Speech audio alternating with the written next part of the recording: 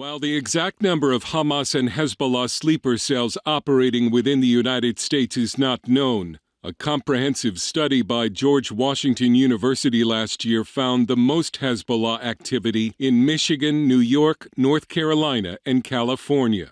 If Americans are wondering if they're safe from the kind of attack Hamas carried out against Israel, terrorism experts say the answer is not encouraging. Former House Speaker Kevin McCarthy warned this week that what happened in Israel could happen here. On today's episode, we're joined by former SWAT team leader and counterterrorism trainer Keith Graves and our in-house counterterrorism expert and trainer Mike Sterling.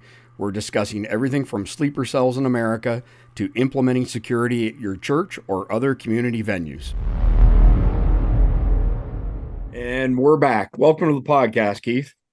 Hey, thanks for having me. I appreciate it. Absolutely. And of course, our audience is familiar with our in-house mad bomber, Mike Sterling. Let's just jump right in on this stuff, Keith. We asked you to come on the podcast because you've got some very specific knowledge when it comes to physical security, especially in terms of securing venues and whatnot.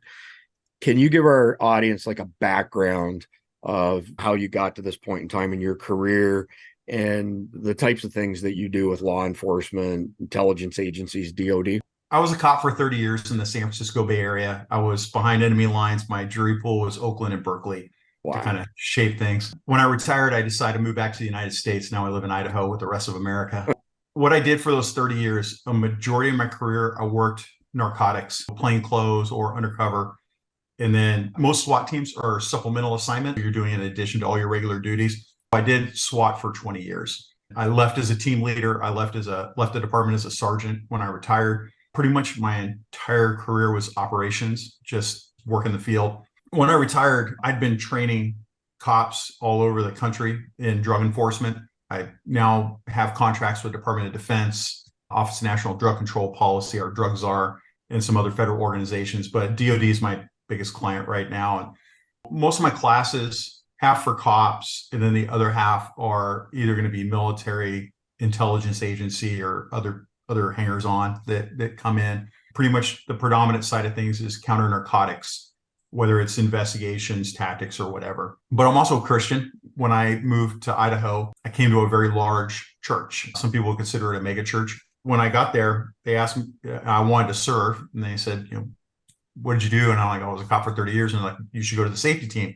And I was kind of didn't want to do it because I lived that life and I'm trying to kind of start something different. But I went that direction. What I saw was a bunch of cool people that wanted to protect their church, but they didn't know how to do it. I know they can go to a higher level.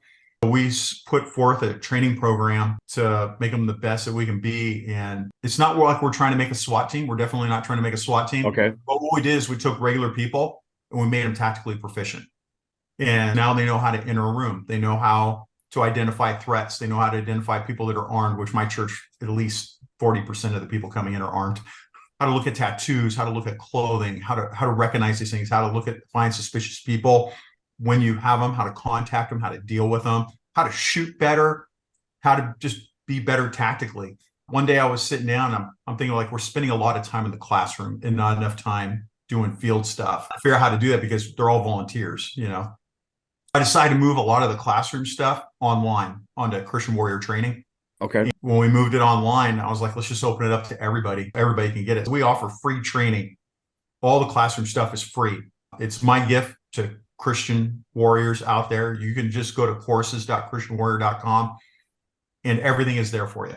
You can take use of force. I even teach like a surveillance course of like how to surveil people in the church without them realizing they're being surveilled. It's the same tactics we used in narcotics. It's about following people, passing them off. Like basically everybody can sit in one place and we're talking on comms. And as people go from place to place, they're under surveillance the entire time without them realizing it. So we're trying to teach them these more advanced things to make them from just a concealed carrier and a guy with a gun to understanding what gun to pick, what ammo to pick, how to use that gun, how to identify the threat before they come in and stuff like that. That's where I'm at now. That's fascinating stuff. And I know that Mike has a lot of experience there. I've got a number of bullets I kind of like to run through with you guys, since you're the subject matter experts, and get you to weigh in on it. Either one could go first. I'd like to hear your thoughts on sleeper cells in America. We did a recent video with Don Man, and the keyboard warriors came out of the woodwork saying that there's no proof that there's sleeper cells in America, and all these people coming across our porous southern border are just good people looking, to make a living, and their intentions are good. And I guess the gist of it is what can your average American do, excuse me, to improve their chances of surviving sudden violence in some sort of, terrorist attack? Can I address the intelligence part real quick? Absolutely. Okay. Please do. I got to process this for a couple of minutes. All right. All right. Immediately when Israel got attacked, I did a video on Christian warrior training that just said, how do you can protect your church from Hezbollah, basically. Because there's Hamas and Hezbollah. I'm more worried about Hezbollah. And I'll put that out. I did not have the keyboard warriors come out on mine, but I knew that when I put it out, people were denying that there are sleeper cells here. And I don't understand, because let's go back to 2001. I'd been a tenured cop back then, and we got briefed by this newly formed group called Joint Terrorism Task Force, or JTTF. We're going to talk a lot about JTTF. JTTF was a response. JTTF was a response because the feds don't share info. And shocker, they still don't share info. They're horrible at it. They will love to hear all the local cops' info, but they will never give you anything back. Okay. And you guys assigned to JTTF, they'll never tell you what they got because they're not allowed to. It's a one-way street. It's horrible. The system just sucks. The JTTF comes in and says, we have info that Hezbollah has come across the border, and there's nothing has changed. And I'll talk about that in a minute, but they gave us briefings, said Hezbollah is here. If we go to war with Iran, that they will activate these sleeper cells and they will do mass shooters and bombings. Basically, look at what happened to Israel. And that if you want to train yourself, go watch those videos. The exact same thing is going to happen. Okay. Instead of doing an active shooter at a school with like 10 people, they're going to do 5 active shooters in the same city with 2 people at each site. The cops are going to go to 1. They are not going to be able to handle all. 1 may get caught and get dumped by whatever, but the other 4 are going to have a huge kill count, and then they're going to move on. And then they're going to move on to the next city until there's no people left. And that was the info we got. That was even though that is 20 years old now, and info more than 20 years old, I put that out. This is the info I had. Since then, I've had people contact me that are in the know, that are still working, that are saying that nothing has changed. That is spot on. That info hasn't changed. I think the government needs to put that out, but I don't know why. Well, I know why they're not, because they're incompetent, but they're not putting that information out. And I think it's up to people like us that still have contacts, that we have our First Amendment rights, because like when you're in the military, when you're a cop, you don't have your First Amendment right. You can't say what needs to be said. When you retire, you get your rights back, and then you start a YouTube channel and start telling everybody, within the limits of your NDA. That's true. So it's up to us to tell people. Going back to that, 100% they're here. I have a group of people that attend my courses that may have information about special interest aliens. And when I talk to them and ask them, like, what's really going on, man, they're catching these special interest aliens are people from Iraq, from Lebanon, from all the bad countries that hate America. I've stopped them as a cop. I mean, I've seen them, like, what are you doing here? You contact different agencies and, well, nothing ever happens. But you'll contact them on the street and it's like, why the hell are you here? You should not be here. But our guys down south are coming across them all the time. I think they'll publish how many SIAs or special interest aliens they come across each year. I think we're in the 200-300s right now far this year. I can tell you right now that number is way higher. That's the ones that they're willing to release on paper. I can tell you talking to these guys, it's in the thousands. Wow. And all you have to do is go back and look. If people are like, well, this is just subjective, it's your word. No, not really. Go back and look on my video. I talk about arrests that were made. Specifically, a guy that was arrested in New York who said he was part of a Hezbollah sleeper cell. He was caught with grenades. He was caught with full auto machine guns. He was caught with all stuff. And by the way, it wasn't stuff acquired here. It was from Mexico, brought up into here. Okay. Wow. And he was there waiting to get activated. There was a guy busted in Tijuana that had, or was it Tijuana or was it Juarez? Anyways, he got popped. He said by the Mexican police, said he was a Hezbollah sleeper cell guy and he was funneling guns into other cells in the United States. We know this. This is all public information that you can go look online and find. Do you want premium ad-free content? Duh. Content that's not censored by big tech, of course. Well, with SD Insider, you can get behind the scenes and a whole lot more. Link in the description. We also know one of the things that I do on the other side is I have an intelligence bulletin that I put out to cops called the Drug Intelligence Bulletin. And every Monday we put out Narco News Weekly. Basically, I take open source information from Mexican language newspapers and put it out to the cops to say this is what's going on with the cartels today. Clearly, there have been a number of car bombings that are done exactly like Hezbollah car bombings. And the Mexican papers have shown a connection between Hezbollah and the Sinaloa cartel, also known as CDS, Cartel de Sinaloa. And they've made these car bombs. They've blown up government officials and government buildings with these car bombs. It's been a concern. There was one as recently as last month. The cartels are learning from this. It's not just tunnel information that they're learning how to do. It's also explosives. And we're now arresting Mexican cartel guys and Mexican gang members that have Farsi tattoos. And Farsi is the language of Iran. That should tell you that they're tied in with the Mexican cartels. This is not Keith Graves being a wingnut saying whatever. This is open source information you can look yourself. It's wide open. What's the relationship between Iran and Hezbollah? I have an idea, but I want to hear you guys describe it. Mike would be better. The bottom line is Hezbollah was originally formed in the Bekaa Valley in Lebanon. Originally, it was all anti-Israeli fighters. This point, it has, of course, they were brought in by the Iranians, supported, funded, trained by the Iranians. And to this point, it's gotten to there's very few Lebanese in the organization. Period. It's almost predominantly Persians in that organization at this point, and to the point where they are specifically listed by Jane's, which is probably the finest private intelligence organization out there. Jane's lists them as a external militant wing of the Iranian Revolutionary Guard Corps. Okay. They belong. I mean, they're literally on the order of battle. Gotcha. With them, they're pretty robust. They fought the Israelis to a standstill in the South Lebanon War in 2006. Very well armed. The Iranians have purchased large quantities of advanced Russian weapons. They fought the IDF straight to a standstill in southern Lebanon. And the Israelis took a lot of losses from a lot of more advanced anti-tank weapons, in particular like RPG-29s. You'd see AT-11s, all kinds of serious anti-tank guided missile work. They have been very profound here in North America. We've been seeing Hezbollah ever since the mid-90s in the Americas.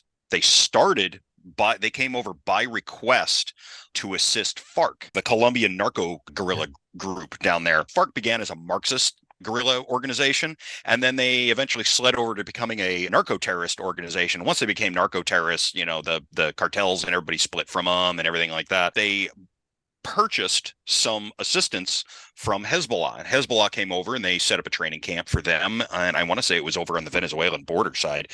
They just stayed, and they stayed, and they stayed, and they stayed, and eventually they became a large component of the advise and assist component within FARC, and then FARC wound up leaving Colombia, going into Venezuela. Hezbollah went with them.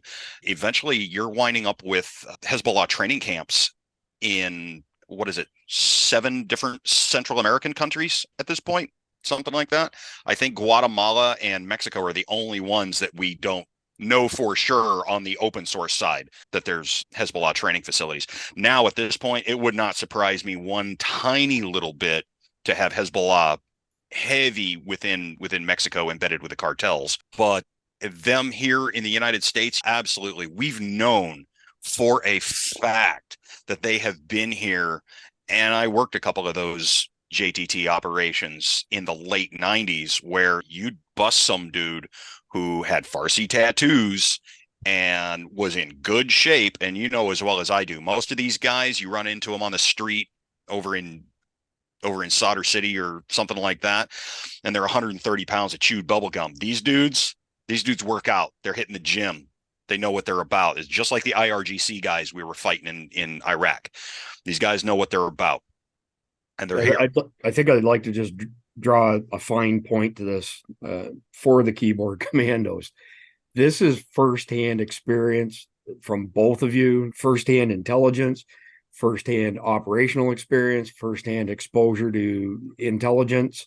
But it's not conjecture. I just want to make sure that we're really clear on that. The follow-up to that is we have these cells in America. What can we do to prepare ourselves better? What are some actionable things that Americans can do in light of the fact that these cells are here, and it's not a matter of if, it's a matter of when they attack us?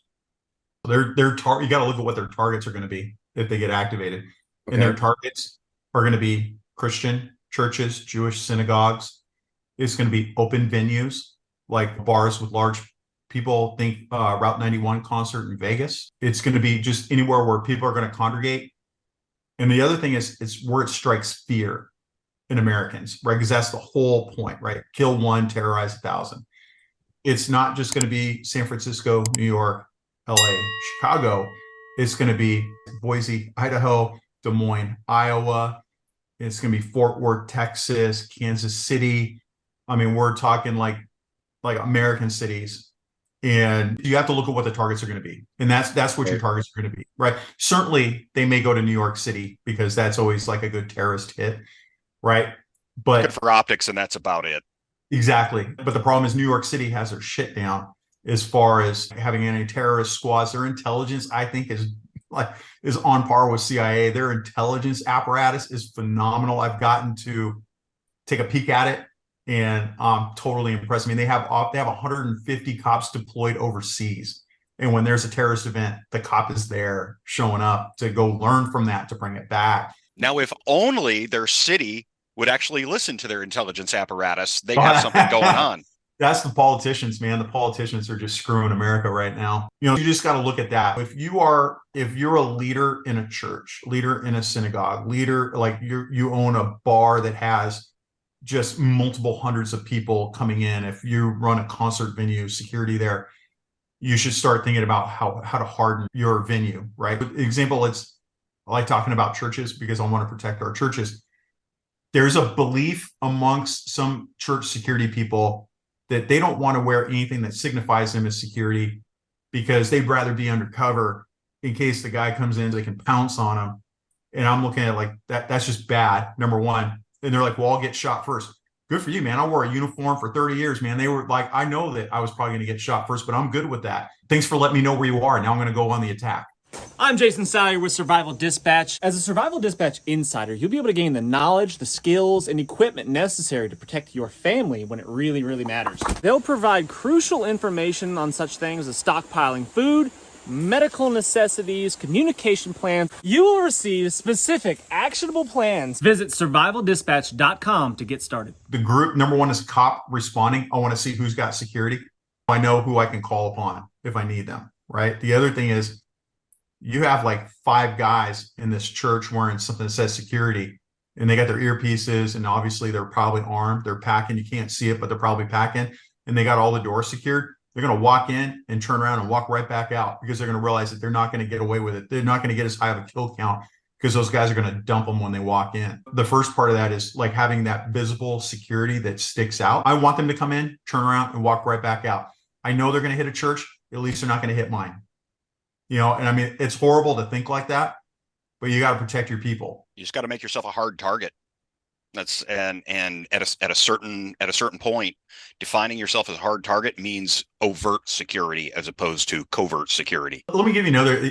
That's a good point. Like, let me give you a good example. I was at a church this last weekend, and they had these ginormous glass doors. It was a big church, big glass doors, and I was like, "You guys are going to have somebody drive in." If you watch the video, it's going up at 10 o'clock today. Well, actually, it's going to go up in 8 minutes. I got a video of a cop driving, or somebody driving into a police station with a car, and he drives all the way in, drives in the lobby, backs out. He's running people over. The problem is they don't have any ballards out front to stop a car from coming in. And if I was going to attack that church, I would get a little tiny car, blow right through, run everybody over on their way in, run everybody over in the lobby, back over everybody, do it again. And then as all the people panic to come out, I'm going to jump out and I'm going to start shooting.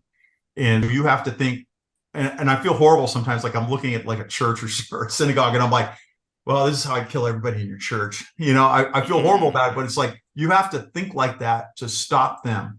And if they see Ballards, okay, well, I can't drive a car in there. And then they walk in and then they see, all these guys wearing security. It's like, well, I can't hit it. Go back from churches and talk about a bar. You should do the same thing. Ballards that prevent vehicles from running your people over. Like a lot of them have this like sidewalk seating, but there's nothing to protect the people on the sidewalk. I like sitting and eating on the sidewalk too, but I'm not going to sit there if there's nothing to keep me from getting run over. And we're seeing the vehicle used as a weapon more and more because, to be honest, you can get a higher kill count in some areas than you can with a gun. If you're in charge of security at a concert, I've been to some very big concerts where I walked in and went, this is horrible. There is nobody, like whoever's in charge of security needs to get fired.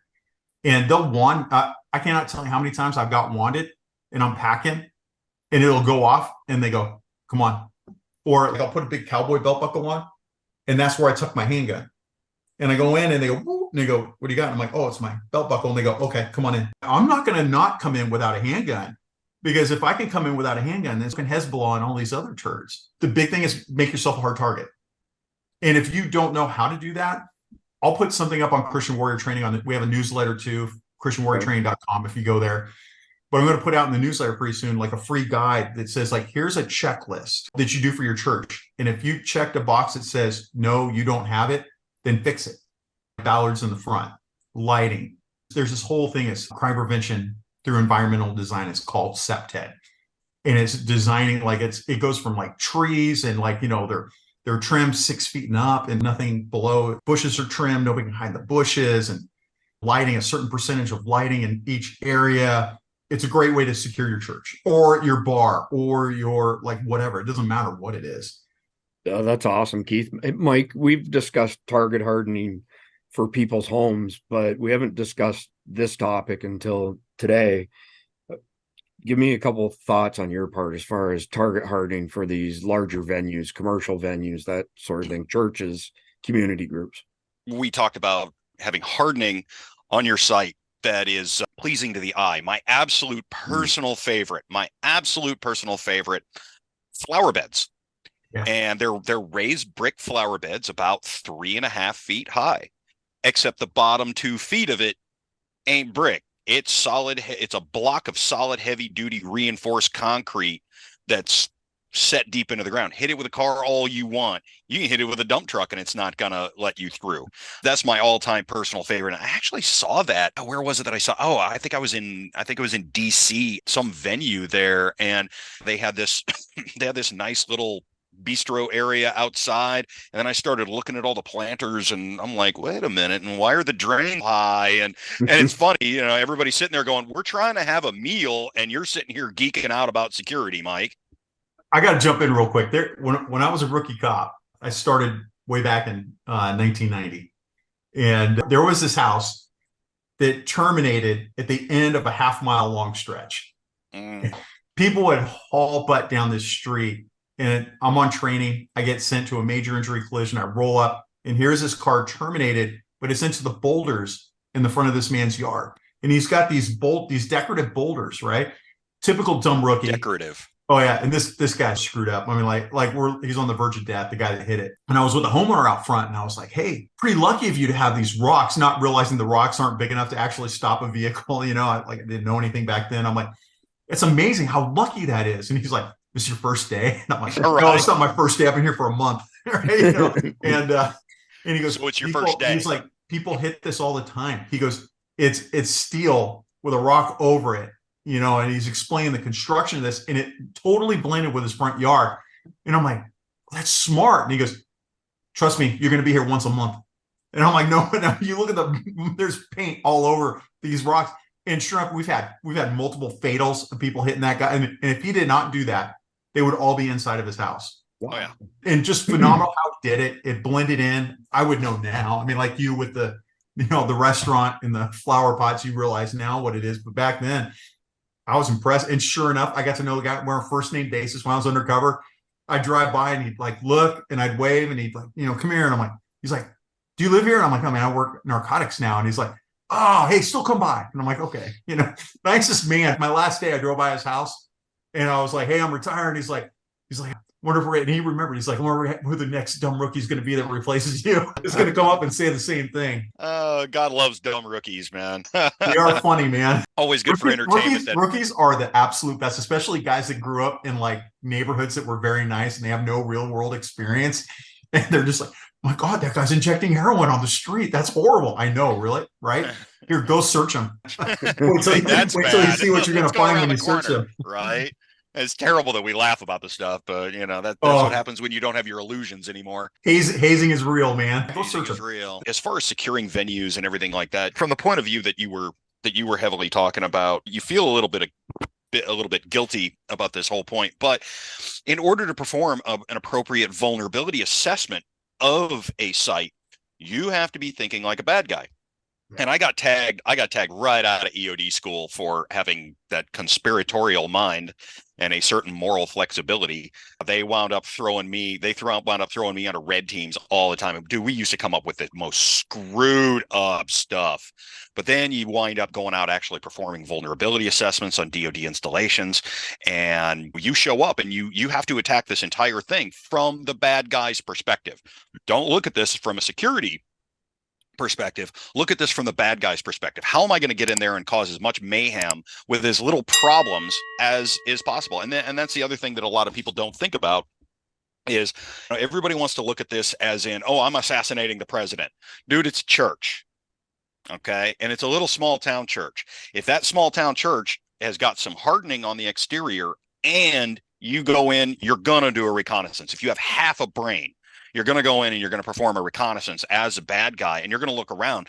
And if you see 6 people overtly carrying a gun with earpieces in, nah, man, I ain't hitting this place. I'm going to go find a softer target. I'm going to go down the street to the Methodists. I'm going to go hit them or hit the Mormon church that told all their members they can't carry a gun in the church. Right. That since went away as far as I'm concerned. Yeah, I think that all went away and everybody just said, whatever, man, that's cool. Well, since you raised the topic, I'd like to hear both of your opinions on open carry in a venue versus concealed carry, pistols versus bad guys with rifles, all that kind of stuff. I want to pop into this real fast and just preface this, and then Keith, you can hop into there. But remember that open carry versus concealed carry all depends on the situation at hand. It is all situational. That's why I'm asking. In the context of a church and bad guys coming to do recon and all that kind of stuff. I just want to hear your thoughts on open, concealed. Right. On the cop side of things, I run another YouTube channel called 2A Cops Supporting Gun Rights. We're actually going to do a video on open carry. And it's in the queue to talk about. My view about open carry is a right not exercised is a right lost.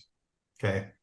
With that said, when open carry, okay, most guys don't open carry properly. What they'll do is they'll take their favorite gun and stick it in a Kydex holster with no retention. You're waiting for somebody to come steal your gun.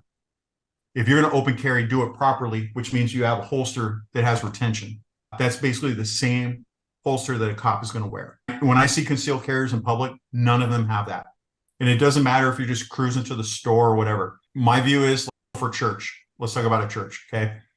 I'd rather everybody be concealed carry. They can wear something that says security. Concealed carry, you're fine. We teach people our qualification is from concealment, and these guys are really good at it. If they can't pass, they don't carry, right? Everybody does fine. I think if you're like uniform security, like at a venue, and you're like the checker guy, open carry, you want everybody to see that, but make sure you got the right holster. Way back in 1994, I had a really crappy holster. It was it's called a pancake holster. It's a little leather holster with a snap. That's how we rolled working narcotics back in the day. And I remember seeing a guy buy dope from a meth dealer, and I'm like, we're going to rip him and then flip him to get back into the dealer. Turns out the guy's on meth, which, shocker, was just released from prison the day before. And when I contacted him, he did the best gun takeaway that we've trained for. And I fought with him for 5 minutes over my gun. And if you've never been in a place where somebody has got a hold of your gun and is trying to shoot you, you'll change your view about how you carry a pistol. And right? tweakers don't get tired. They they don't, but you do. And they don't feel anything either. And I'm not going to go over what we did to this guy to get the gun back, but it was a fight for 5 minutes that put him in an ICU for a week. And I'm just lucky that me and my partner didn't get shot. In retrospect, I was doing what I just told you not to do, which is basically having concealed carry, but open so everybody can see it. It's like the old school days where you wore raid jackets, the nylon raid jacket. That's what we had back then. It's not like it is now. And that's what we did. And he got it from me super quick. I learned my lesson. That's why I'm more of a fan. If you're going to open carry it, triple threat, a level 3 external holster. And we're going to go over that on 2A Cops. We're going to go all over all of those different options. But just if you're in uniform, wearing everything out loud and proud, have your gun displayed, that's fine. Lock it down. If you're just you and your wife cruising around, look, man, I would rather just be concealed. And then if something pops off, you can take care of yourself. Good advice. Mike, you want to add anything to that? So, of course, the second that you put it on, you're taking responsibility for not only yourself, but those around you. And that's what a lot of people always forget, that and a lot of people only wear it when it's convenient. And I've been guilty of doing that myself. Let's not, don't think that I'm casting stones, but I'm absolutely with you on that one, Keith. If you're going to wear, if you're going to wear open, you better wear with a major level of retention. And there's a time for open. There's a time for open when you're trying to project strength, when you're trying to let people know this is a hard place. You don't mess with this, especially if you're their dedicated security, a situation like that. As well as I do that churches are a interesting dynamic to have to work in. Some of the time, the senior members of the church don't want to get their feathers ruffled by the thought that somebody's walking around openly with a pistol in their venue, or maybe you're working at a private venue that's got VIPs coming in of some kind. Those are the times you're going to want to go ahead and cover that up. It comes down to a situation of, one, we have to look at the tactical situation. What is it that we are actually protecting against? Because I don't have a rifle on me. If I was really expecting trouble, I'd have my rifle with me, and I'd probably be wearing a chest rig to go with it. Oddly enough, that doesn't fly real well at Chuck E. Cheese. I don't know. Then you also have to look at political nuances. Like it or not, the world we live in has got those nuances, and you've got to define whether or not it's appropriate to wear in that situation, as well as what tie you're going to wear for the day. Going on ahead and having that's a great thing.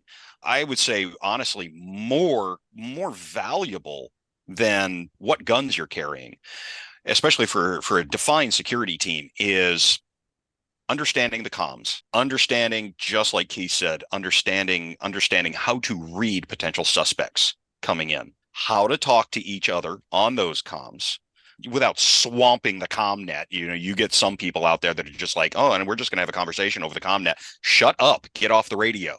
Okay. Understanding those things, and then understanding how to approach people and how to de-escalate is by and far a huge skill. Honestly, every time that I did this sort of thing, I'd find the cop. And the cop usually had better de-escalation skills than anybody else there. And I'm like, you are my defined de-escalator. Call the guy that's going to do de-escalation. He's going to be the guy, he or she, that's going to be the person who's going to approach people that come in, potential suspects, and they're going to either de-escalate it or they're going to have backup. They're going to be the one that's going to initiate. Because you guys have got better instincts than all the rest of us, really, honestly. Having vets on security teams, man, you got to have us as the heavies. You cannot, because we've got terrible de-escalation skills. I'm not going to lie. I mean, we're off. Everybody's like, oh, put a couple of vets at every school. No, don't do that. Don't do that. This terrible tendency to go straight to guns, man, and it is bad. That's something that you don't want here. Kid throws a snowball at you. You don't want to draw on that kid. Come on, what are you doing? I'll be knife handing the kid. Kid, what did I say? Exactly. So I have the luxury of being a vet and a cop. And I've lived both worlds. You were totally accurate, because the cops are going to situations every day where nobody's ever happy to see a cop. Like, you're coming at the worst moment in their lives. Everybody's upset. All you're doing for every day for 40 hours, more than 40, it's like 60 hours a week, is calming people down. Yep. That's all you're doing. Unless you watch the press, then we're out to shoot everybody we can find. Well, clearly, you're out butchering civilians on a daily basis, right? No, it's now let's go out and support Hamas. Aloha Snakbar. Look, real quick, you were talking about your rifle. This is for fighting your way to your rifle. I do carry a rifle in my truck. I carry full kit in my truck, but I have it in a safe in the truck. Tweakers don't have enough patience to break into that. This is fighting my way to my rifle. My truck is over here with my rifle, but the bad guy's there and he's killing everybody, but I can get him really quick. Then I'm going to go over there and go take care of business. And then when I'm done with that, and I do a lot of active shooter training for churches and for cops. We give them the same training. This run, hide, fight. No, it's fight. and then impose your will and keep fighting. Okay. Dominate the battle space. Yes. Go on the attack, that's fine. But there's lots of times where there's a pause where the bad guy is down. He can't come to you. You can't get to him. Fine. Hey, I'll be right back. Now you're going to run back, get your kit, come back, and then roll up and then start dealing with it. Right. Then the whole issue is going to be when the cops roll up. Right. And I have been working undercover. I've been taken out at gunpoint a number of times because of failed communications between agencies. Last one I had, I was in a very bad town. Somebody called me in because I looked too rough and we were getting ready to take down a murder suspect. Because I'm in a bad neighborhood, I have my gun on my lap because they shoot at cars that are occupied by somebody they don't know. Well, some cop had rolled up behind me because I was suspicious and came up and I got a gun on my lap. Next thing you know, it's like, police, it's like, whoa, like keep my hands up and I hear everybody coming, right? But it's like, it's not like, hey, I'll be with you in a minute. No, that's not the time. It's if you're up there and the cops are rolling in, you can let everything hang, put your hands up and say, I'm the good guy. The bad guy's right there. They're going to handcuff you. They're going to take all your stuff. Then they're going to go deal with that, which is fine. You're out of the game anyways. The cops showed up. You're out. They're going to go deal with it. But just remember, get your hands up and just say, I'm the good guy. Okay. And comply with what they say and you'll be fine. I have been on that side. As long as you do that, you're good to go. We did a quick exercise with one of the churches that I worked with, and we actually helped out on that. We basically built a mug book, a laminated mug book, small town police department. So it was easy for that mug book to go around. Small town mug book of everybody on the church security team, faces and a picture of their driver's license right next to their face, right? Laminated mug books. When they showed up at the end of the church shooting and we're still holding the facility, we've all got our hands up. They can go right through the mug book. And of course I brought that mug book from Iraq concept. Great idea. Just for us always constantly looking for bad guys, you'd always have the mug book and stuff. And that, of course, we borrowed that from Mossad with those guys with the little mug book that they use, flipping through, looking for suicide bombers. But having a little mug book like that for your local police department, now they know everybody that's on there. Now everybody's going to wind up flat on their face with their hands tied up behind their head and probably in cuffs, and you're going to get handled. Deal with it. And that was one of the very first things that we had to get across to everybody. It's like, no. They don't know that you're the good guy. Remember, they're showing up without any prior knowledge. But we also made sure that they would come by for the training. It made it a whole lot better of an interface between the two organizations. It's an option, but hardly anybody ever talks about what's going to happen after those triggers are done being pulled. When you do pull the trigger and they do come up and talk to you and ask you what's going on, assert your Fifth Amendment right. Don't talk to anybody. No good can come from talking to the police, even when you are the police. Okay. Everybody gets mad saying, oh, the police are treated differently when they shoot somebody. No, actually, we're treated more harshly. We don't have a Fourth Amendment right, which is your right for search and seizure. They can search my personal phone. We have a policy. It's pretty much California wide. It's in the policy book. They can search your personal phone. And if I want to stay employed, I have to abide by that.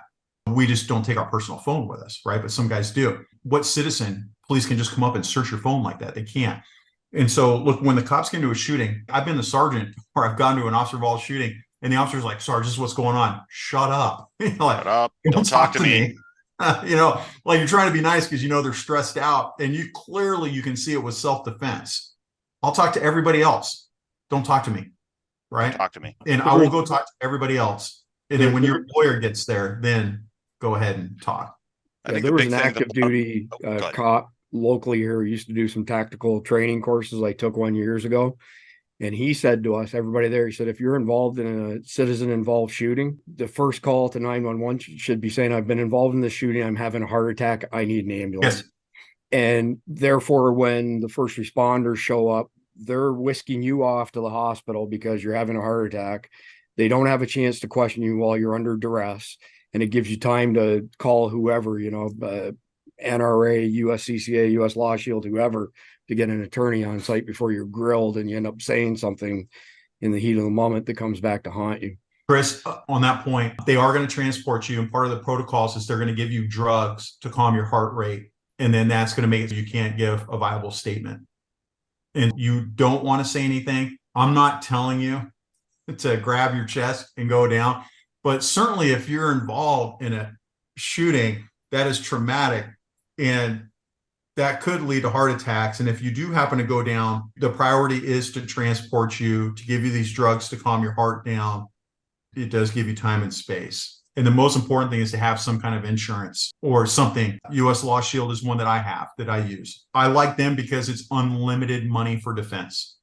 And some other ones have limited money for defense. Like they're only going to spend $300,000. How much do you think Kyle Rittenhouse, how much his bills were for what happened there? For totally righteous on video. We know that's good. And plus, a child molester and some other dude, right? I mean, like, come on, man. That was there. It clearly was good to go, but you're going to dish out a lot of money. That's going to cost some change that you don't have. You're going to lose your house, right? That's super important. Great points. That was the first thing that I learned. I got my first concealed carry permit directly issued by the state of Texas back in the 90s when I was on active duty for reasons. The first thing that this DPS lieutenant told us all was step one. If you're in a shooting, immediately exercise your right to shut the fuck up. And he said, you don't need to do all that other stuff. Okay. I hear where you're coming from with the heart attack point, but look them dead in the eye and say, I am exercising my right to not give a statement at this time. That's it. And they don't be need nice about it. And be absolutely nice. Don't be an asshole about it. Nope, absolutely not. And you know what? If they ask you again, say, look, you get 48 hours to make a statement. I'm going to exercise my right to take 48 hours to make a statement. Because you know don't what? Say anything. Yep. Just say, I exercise my Fifth Amendment. Yep. Quiet. Don't say Fifth, anything. Sixth, and Eighth Amendment rights. I'm done. But the most important thing, be nice. Just say, sir, officer, I understand. I'm not feeling real well right now. I assert my Fifth Amendment right. I think I need an ambulance. We're done. Right. Yeah. The thing is, like, I've had people come up where they're like, I'm not going to talk to you. Fuck you. Oh. This is the way, like, your mama told you to treat people the way you want to be treated. All trainees get taught that. Treat the way you want to be treated. And the minute somebody starts swearing at me, it's like, this is the route we're going. All right. Wow. You get more bees with honey than you do with vinegar. And then they get mad when you buck back up to them. And they're like, well, why did this happen? Well, maybe because your mama didn't slap you in the ass with a wooden spoon enough times. How about that? I'll tell people, like, I always give people a break. I'm like, hey, I don't want to get off on the wrong foot with you. Okay. I treat people the way I want to be treated. I'm going to treat you nicely, but this is the last time. Don't talk to me that way. And then people will double down. And it's like, all right, we're done. And I will always win. Right. Look, just chill out. And then people are like, sorry, officer, I don't think I should talk to you.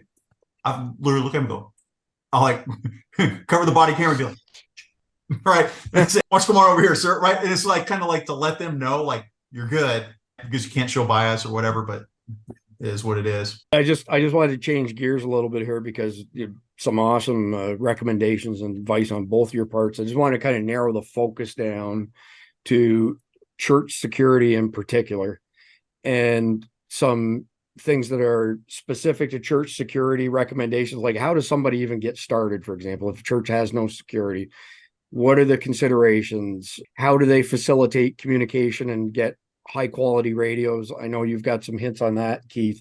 As far as what you recommend for that specific type of venue, like a church, maybe at the end, kind of tie that back together, generalities to other venues. The best thing you can do is just go to your church leadership, and it doesn't matter what size your church is. I was in a church with only 40 people before I came to this mega church, right? Okay. Go to the pastor and say, hey, this is what I want to do because and list out your concerns and say, I think we need to do that. And then once you get permission to establish that, we have stuff over at christianwarriortraining.com that you can go to that tells you all the different roles and responsibilities of all the people on your team. And you're going to go through that list and start setting it up. You're going to need people that work patrol, that just watch the doors and everything. You can pick anybody. Anybody's trainable. You've got your retired cops, active cops. You got military guys. You've got just regular people. Go pick your people that are sound mind. Okay. Like we have one vet, not us, but another church. We were going through the people. So he's like, "You've never been behind the wire." I'm like, "Oh, that's not the guy I want." All right. Go to the VA, go work your stuff out, then come back. Don't okay. be a vet, bro. Don't be a vet, bro. Vet, bro. Yes. You want the guy is just calm. And if they don't know how to shoot, whatever, we can train them. And then what you're going to want to do is get a policy in place about what your roles and responsibilities are. You need to get into the range and train them. You need a qualification standard. We have a qualification standard that we have on ChristianWarriorTraining.com. If you go there, we've got a video on how to do the course. It is set up for a church. A lot of people want to use a course of fire from their police department. Don't do that, because it's made for, like, as an example, if you have a county sheriff and you're using theirs, it's made for a deputy that works in a rural area that has very long ranges, and he's using a very big pistol, a standard duty pistol carried in the open, and you're probably carrying like a mid-sized weapon that's concealed. They're totally two different things. Okay. This is made for a church, and that's what you want to go with, right? Once you get all that set up, you got to start training your people. This is why we set up Christian Warrior Training. You can go there for free. All that we ask is that if you want to support what we're doing, then do a paid subscription to the newsletter, and that money just goes right back into supporting everything. It's like $80 a year, and that helps us keep doing free, because there are people that cannot afford to do any of this, and churches that can't afford to do any of this. If you're just a concealed carrier and you want to be better, go to Christian Warrior Training. We have use of force, how to detect armed people. We have all these different things that are going to make you a better concealed carrier. If you're worried about when things go SHTF, you should probably go over to Christian Warrior Training, get that free training, right? It's all good stuff. Once you have that, you're going to need communications. A lot of churches want to use family radio or GRMS. Because they're cheap. Yes, it's easy, right? But here's the problem. They're going to go use a bow thing that's pumping out 5 to 8 watts. And GRMS and FRS are like half a watt, 1 watt, something like that. And they're using their bow thing, and they're letting everybody know door one's unsecure. We got a suspicious person over here. And they're letting everybody know their business. It wasn't until we had active shooter training at my church. What I did was I took a family radio. I knew what frequency they were on because I did my surveillance ahead of time. What I did is I took the radio and I took tape and I taped up a microphone, threw it in the middle of the church. And it just, everybody locked up. Nobody knew where to go, and they couldn't communicate. And we just decimated the whole church. All I got to do is take a radio with all FRS and GRMS frequencies listed in there. I'll scan it and I can hear what channel they're on. I'll create some disturbance at the church. They start talking. I know what channel they're on. None of them ever have a go-to channel, like a channel, like backup channel. If something doesn't work, they just work off their one. I'll key up a radio every time, and then they're done talking. We finally got our church squared away where we have our own FCC approved radio frequency. Like you as a company, like my company, we have our own frequency I use for training. It cost me, I can't remember how much it cost me. It was like $100 for 5 years or something. That's for a church. awesome. For a church, it was like I want to say it cost us $10 or something. It was ridiculously low like that. Like literally like $10 for 5 years. Right. And that just gave that they basically put you guys into the commercial circuit, into the commercial band for businesses. It's fairly cheap. It's easy to do. Yes, it was. And we got 10 channels on top of that. And everybody went out and bought ICOM radios and got a program. And that's fine. We can now we're a little more professional. It's harder for them to figure out what channel you're working off of. One thing I do on the side, this is what I carried for a very long time. It's a Motorola STX 5000. I used this for probably 10 years. Every 10 years, new radios come out. Now they're on a new radio. This one has P25 encryption. And every police department, fire department, public works is ditching their STX 5000s. These were $2,500, $3,000, I think, when we bought them new. I had this on SWAT for 10 years. Think about how hard you treat it on SWAT. The military used these. I've never had a radio break, ever. I mean, we're talking about like falling in pools, falling in a lake, throwing your gear down, and people falling on it, suspects grabbing it when you're fighting and stuff. And this cost me $215 on eBay. I bought 4 of them, and every family member has one. And there are limitations with FCC about encrypted frequencies. I'm not telling FCC, if you're watching this, I'm not telling people how to do this. But if, let's say, SHTF type situation, I already have the frequency with the church that we use. This is programmed for the church, and now it's an SHTF type thing, and we're worried about what's going on. If there was a P25 encryption already uploaded on there on a channel, and all your church team members had it, plus all your family members and your team that you have in case there's an SHTF situation, you can all talk and nobody can intercept your comms. And it costs you $215 per radio. It's all on eBay. That's great advice, Keith. Fantastic advice. Mike? We're looking at a couple of groups all together trying to purchase a bunch of surplus radios from a law enforcement department that's dumping theirs as well. And that's the way to go, to be able to get quality stuff. One of the bigger things that you're going to wind up having to spend some money on if you're going to do more than, say, 2 radios, you are going to wind up having to spend a little bit of money on getting some programming software, but a lot of the programming software for the older radios, sometimes you can even find it as freeware, or it'll cost you very little. Right. That's a good thing. And you can get some real good surplus radios out there that will do some incredible stuff. Spend a little bit of quality money on some quality accessories, especially like the low vis kits and the like. You definitely want to have that sort of thing. In situations like this, absolutely, a good quality radio is a good thing. And I like your little trick there of just swamp down the band and call it a day. We've done that before, just cut out somebody's stuff. Now they've got to have some place to start. And as well as I do that a lot of churches, especially the smaller churches, trying to get a penny out of them is difficult. Trying to get them to spend any money is tough. Yeah. I would say one of the big things that is probably one of the more difficult hurdles for most churches to get around is getting all the SOPs and everything in place so that they can get them all approved by their insurance provider. Yes. Is the insurance is a huge issue, and you're going to wind up having to basically say, listen, these people are going to be covered by our insurance and these people are not going to be covered by our insurance. If you carry a gun, there is the haves and the haves nots. I hate it, but that is all there is to it. And if you're not showing up to the training, if you're not making the qualification cuts, you're not going to be covered under the insurance. So yes, you should have your own insurance. Absolutely. But the church also needs to have insurance on you, or whatever venue you happen to be working at. That place needs to have insurance, and that insurance covering you as a member of the security detail for that venue. You don't rely on them. No. At all, because their interest is their facility, their church, their venue, their whatever. You're secondary. Yeah. They may cover you to try and protect themselves, but they'll ditch you in a heartbeat. Quick, fast, and in a hurry. Same thing with the police department. Yeah. Everybody talks about qualified immunity. It doesn't work that way. That's not how qualified immunity works. They can dump you in a heartbeat, and you're on your own to pay for everything. And Keith, who? Secondary insurance, you're done. You're going to lose everything. Keith, who? I don't know that guy. That guy. I've been in the force for 20 years. What are you talking about? I've never seen you in my life. Here's the thing. I've lost several friends in the line of duty. My last friend died in 2020. He was a lieutenant in Moody, Alabama, got murdered by some criminal. He was shot and killed. And sure enough, 2 weeks later, his position's posted. And what I keep telling my students, you love your place more than they love you. 2 weeks after you die, they're going to post your position.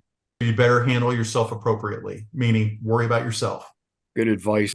I'd like to wrap up on one topic here, Keith, if it's okay with you, without divulging anything that would compromise your church's security. Can you describe the simulation that you went through as far as the amount of time that it takes for the police to respond in your jurisdiction, and the bullhorn and the smoke bombs and the simunition and all that stuff? Law enforcement is spread thin. I don't think America realizes how much trouble we're in with law enforcement right now. I am one of the many people that left when they had an available chance. There's a lot more that are just quitting. The response times are getting longer. And here's the other thing. You have states like California that pass laws that are pro-criminal, anti-cop, to where, as an example, we're judged by reasonable force. Would a reasonable officer have done the same thing? They're now changing it to necessary force. And when you change it to necessary force, they're always going to say, was it necessary? No, it's never necessary. We could always do more. But by changing that, now you have police that are not advancing when they should, because they are getting prosecuted for protecting other people or protecting themselves. With that said, my response time in my area is 5 minutes. That means sometimes they come sooner, sometimes they come much later. The average is 5 minutes. When we do active shooter training, one of the things that I would do is I got a bullhorn, because that's the only way, because we pull the fire alarm. The fire alarm's going off. We have explosives going off. I use an AR-15 with a 7-inch barrel with blanks and a blank adapter. When that thing's going off, it is loud. My role players, I have them go through. If they're going to get killed, I would tell the role player, hey, you've been killed by these guys. Stop. They're aggressive. They're dumping bodies left and right. I will get on the radio and say, 1 minute. That means 1 minute is passed. I all told them, I go, I'll let you know when the first cop gets here. 2 minutes passed. Get on bullhorn, 2 minutes, 3 minutes, 4 minutes. At 5 minutes, I actually have an off-duty cop walk in uniform and say, our first officer is here. Just one. And now you got a liaison with him. And then every 30 seconds, I have more people come in playing the role of the cop. And you'll see it's about, for where we are, it's like 10 minutes before you get a bunch of people. Now, when you say you have an active shooter, you are literally going to get everybody plus other cities. I had an active shooter call at a school in my jurisdiction, and I had many cops. I had to tell people, like, I need you to go away. Like, I can't manage this. You are going to get, literally, I had 50 cops in about 25 minutes in a helicopter, and like I had everything I ever wanted, right? Good thing. But it was more than I could manage. And people start doing their own things. And we actually had to tell people, I need you to stop. Everybody to stop. We're doing a tactical pause. Let's find out where everybody is. And then we start rolling through. You're going to get that many people. But until they start showing up, it's a long time before they get there. And I don't think until you see people bleeding out and you're like, call for an ambulance and you're waiting for that ambulance, 9 minutes. I mean, that's if you're in the city. What is it if you're in a rural area? When you ran that simulation, how did your parishioners fare? We lost a lot of people in the simulation. One thing I found with concealed carriers is they think because they got their permit that now they're a gunfighter. And that is not. Every single person, they've never been through stress inoculation training, meaning we're like, that we're basically causing them stress. We want them to be immune to stress, but they have never gone through that. The minute that AR goes off, the flame coming, even though it's got a BFA, the flame coming, it actually broke the BFA at one point because it was too much, which is what I want. And it's in a safe direction. They're pointing it down. It was loud. The tiles on the roof, styrofoam tiles up there, it was pouring white dust down. It was amazing. Even I was sitting in there, and I've been in a building when we've shot, and I'm like, damn, it stopped everybody. I could not get people to advance. We did it again. And we're like, we're going to do it again until you do it right. Until you get them to start moving forward and start maneuvering. And we got to teach them how to maneuver and fire and get them forward. Are you saying like the first time you did that, everybody just went condition black? Even though we've done this, we still have people go condition black because some people they've lived their lives in an office. We talk about vets. We have some vets that I do want you to go over the top. The guy's killing our people, but they are literally like, hey, diddle, diddle, right up the middle and then forgetting what they've been trained. And they're just going to, it's like, hey, man, let's put some controls on this. We can actually do it. We all live and keep this guy down. Good plan. We'll have to redo it over and over and over again until they finally get it right. Now we're 4 years into my mission of active shooter training at my church to where they're awesome. They smoke it. They do great every time. Do people still flinch when they hear the gun go off and it's like, oh, all right, and then they'll go forward. I flinch when I hear the gun go off. It's like, because you're not expecting it. You're just chilling out, enjoying the service, whatever, and all of a sudden it pops off, right? That's Tony Blauer's claim to fame, by the way. Weaponize the flinch. It's autonomic. It happens automatically. Can you redirect that flinch to become human weapon? He's got a whole course around that stuff. Your body's going to do this. His question is pretty simple. How many times have you flinched in your life? Countless times, right? How many times have you thought to yourself, oh shit, I need to flinch? Never. It's an automatic response. Sorry to interrupt, but it's just you're good. Interesting that you mentioned flinch. That's all.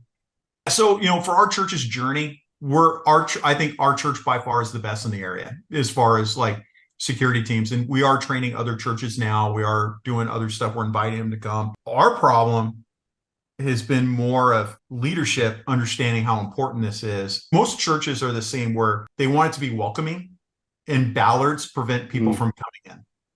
They don't, but they don't want that. And I understand times are different. We're going to go back to when the Bible was first written and Christians were persecuted. Look at Christians all over the world and how they've been persecuted. Look what happened to the Jews. Look what's happening to the Jews right now. Look, man, you got to protect your people. And you have to have some forethought in this. You have to get buy-in. What I want in the newsletter Safety team's doing active shooter training on the 23rd. We would like everybody to be there. And I want to fill that congregation up. I want them to know what's going to happen, because the other issue is the CCW holders that are in the church. We literally have people thinking that they're going to stand up and shoot across the church and hit some dude. Right. And on the other side is the Sunday school. That's not what's going to happen. If we bring everybody, the CCW holders in, it's like, do you think you're going to do that? Because it's not going to happen. Everybody else in the church is going to stand up at the same time as you. You're going to be shooting between a whole bunch of people's heads. We tell people, like, you worry about your family, unless the guy's right in front of you. If he's right in front of you, then yes, please dump him. Worry about your family. We're going to deal with this guy, because this is what we're training for. And there's a lot of unrealistic expectations amongst people. In our journey, we didn't realize that until some of the CCW holders showed up as role players. And then it's like, whoa, you're really not going to do that, man. It's not the way you think it's going to work. That's awesome. I mean, my takeaway from all of this is just like everything else, whether it's a group or an individual, reps, more reps, reps and reps and reps, with somebody like Mike Sterling shooting you in the ankle with an airsoft gun or something like that. Hey, get out of my way and I won't shoot you anymore. Constantly telling people, get out of my way and I'll stop shooting you in the ankle, and I'll stop throwing flashbang grenades at you. Seems pretty simple to me. Before we wrap up, Mike, is there anything you want to add? No, I'll tell you what, this has been great. I appreciate you coming out here today, Keith. And this is great information for a lot of our folks. Been a great learning experience. How do people find your stuff online? You can just go to christianwarriortraining.com. We have courses. We have a newsletter that comes out every week with training tips. You go to our YouTube channel, Christian Warrior Training. We have all sorts of videos. I have a video on this Hezbollah issue in your church and what you can do about it. We have training videos. We have everything you're ever going to need. You want to know how to set up a security team? Go ahead over there. It's good even if you're not a Christian. There's still stuff over there for you. If you're worried about SHTF kind of a thing, you're worried about just being a better concealed carrier or whatever, just head over there. We got stuff for you. And it's all free. Yeah, can't thank you enough for your time, Keith, and thank you for your service, and thank you for contributing towards community safety this way. Really appreciate it. Thank you, sir. Appreciate it. Keith, if I can ever be of assistance, you know where to reach me.